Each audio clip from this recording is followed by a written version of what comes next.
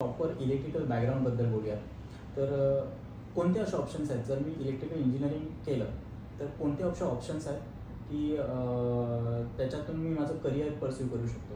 As a electrical engineer बोलायचं झालं तर पहिला एक मी सिव्हिल सर्व्हिसेस सांगितलं, ती कोणती पण डिग्री करा, तो एक फर्स्ट ऑप्शन आहे. सेकंड ऑप्शन MBA झाला, ते पण म्हणजे जनरल झालं. Third option as a electrical engineer सहसा बेसिक प्रेफरन्स असतो की MSCB मध्ये जाणं, लाईक डिस्ट्रीब्युशन बोर्डमध्ये जाणं कोणत्या पण, बिकॉज तो सेमी गव्हर्नमेंट जॉब आहे, तो होमटाऊन जवळ ट्रान्सफर होऊ शकतो. सो तुम्ही ते ॲज अ इलेक्ट्रिकल इंजिनियर असाल तर त्याची प्रिपरेशन पहिल्यापासून करायला लागेल जर तुम्हाला त्या फील्डमध्ये जायचं आहे. सेकंड फील्ड आहे, खूप सारे म्हणजे जसे ONGC वगैरे कंपनीज असतात गव्हर्नमेंट, तुम्ही त्याच्यासाठी प्रिपेअर राहा, त्याच्या कॉम्पिटेटिव्ह एक्झाम असतात. आणि थर्ड झालं की खूप साऱ्या इंडस्ट्रीमध्ये कोणत्या पण ज्या मॅन्युफॅक्चरिंग आहे तिथे, जसं स्टील इंडस्ट्री बोललो, प्रायव्हेट कंपनी जिथे इलेक्ट्रिकल इंजिनियर मस्ट असतात, मग तिथे तुम्ही प्रेफरन्स देऊ शकता. त्याच्यामुळे खूप सारे डिव्हिजन्स आहेत, प्रोजेक्ट्स आहेत, मेंटेनन्स आहे, त्याच्यानंतर TQM वगैरे येतं, त्या खूप सारे त्यात ऑप्शन्स आहेत.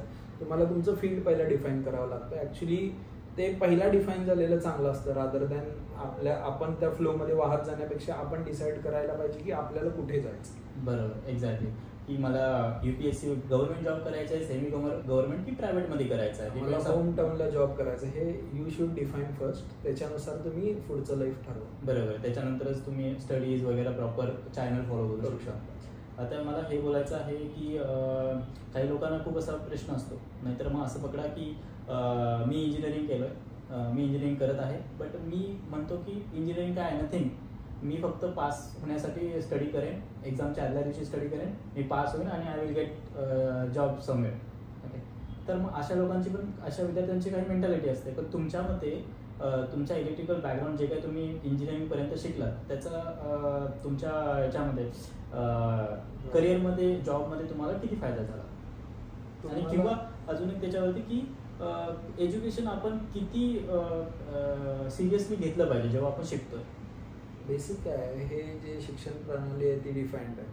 आता तो खूप डीप विषय आहे, आपण तिथे जावं नाही जावं. बट जे तुम्ही ॲज अ इलेक्ट्रिकल इंजिनियर तुम्ही जे शिकत आहात, तुम्हाला त्या गोष्टीचं का नॉलेज लागतं. आता मी कोर इंडस्ट्रीमध्ये आहे, मी इलेक्ट्रिकल इंडस्ट्रीमध्ये काम करतो, जे मला काही शिकवलेलं आहे मी त्या गोष्टींवर काम करतो. ट्रान्सफॉर्मर, मोटर, केबल्स, या सगळ्या गोष्टी मी शिकून आलेलो आहे, कंट्रोल सिस्टीम, ऑटोमेशन.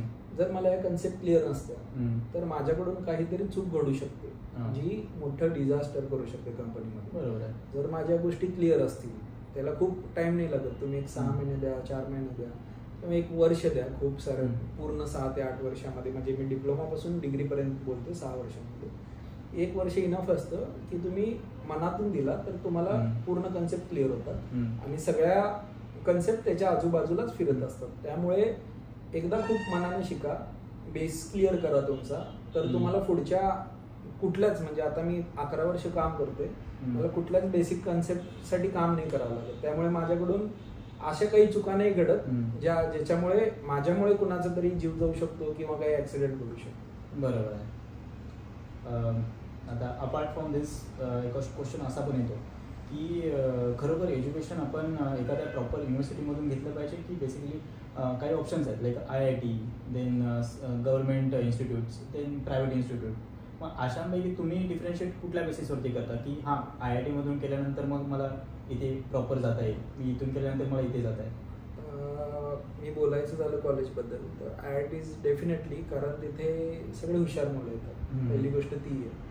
मग तुम्ही जेवढ्या चांगल्या कॉम्पिटिशनमध्ये जाल तेवढी तुमची चांगली ग्रोथ होते. हे बोलणं झालं IITs आणि IITs गव्हर्नमेंट. सो कॉम्पिटिशन कधी पण चांगलं आहे, हेल्दी कॉम्पिटिशन.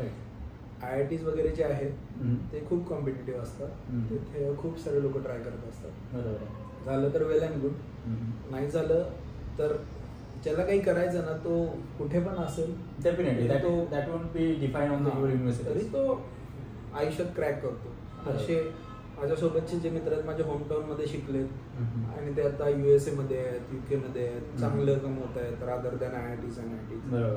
सो असा काही क्रायटेरिया नसतो.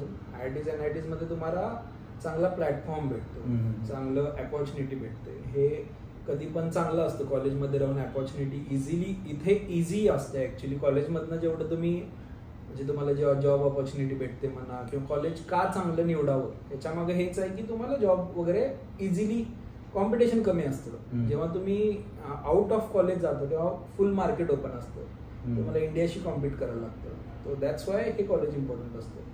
बट असं नसतं की तुम्हाला काहीच भेटत नाही. तुम्ही स्टार्ट 0 पासून करा, तुम्ही एक बेसिक कंपनी क्रॅक करा, स्टार्टअपला जॉईन करा, तुमचा पाथ डेफिनेटली ग्रोथ राहतो. फक्त तुम्ही तुमच्या स्किल्सवर काम करा.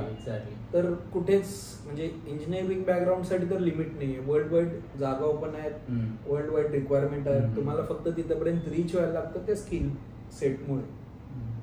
राईट.